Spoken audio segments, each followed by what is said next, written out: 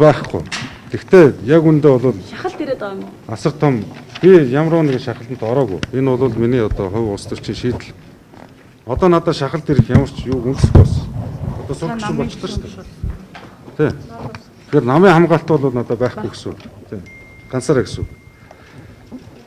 Ингэж өгж байж олон нийтийн одоо бухимдал миний эсрэг одоо зохион байгуулалтаа явуулж одоо харлуулад байгаа олон юмнуудын хүчин начрыг би тайлнаа. Миний бас нэг тэмцэх арга хэрэгслэл гэж бас би бодож байна. Магадгүй та улсын хурлын гишүүний бүрэлдэхүүнээс татгалзсны дараа энэ асуудлаас чөлөөлөгдсөн. Тэг чөлөөлөгдсөний дараа магадгүй хилмигдүүлэлтэнд өрчихвээ гэсэн бас болгоомжлол байна л да.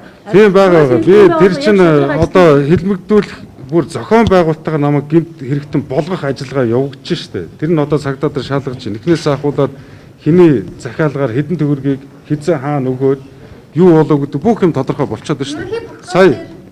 Сая хууль зүйн сайд нь хүртэл сая ерөнхий прокурор ерөөсөө энэ наттай холбогдолтой нийгэмд бас ойлгомжгүй байгаа хэд хэдэн асуудлыг бол заавал мэдээлэхгүй байснараа өнөөдөр бас нэг иймэрхүү үр дүнд хүрээд байна л да. Тэрийг бол сайн нэмэрч бол энд бас их хурл дээр бол хэлнэ лээ.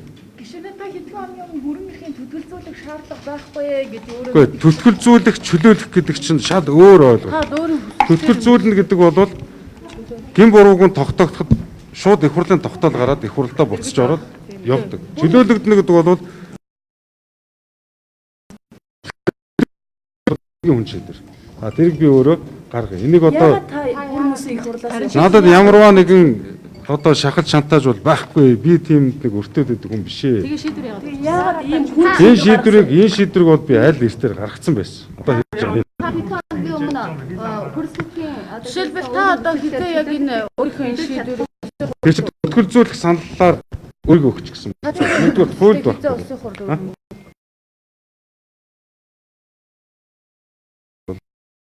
улсын хурл хэлсний дараа намайг За 20 онд нэр дэвшүүлэхгүй нь тодорхой болчихлоо шүү дээ.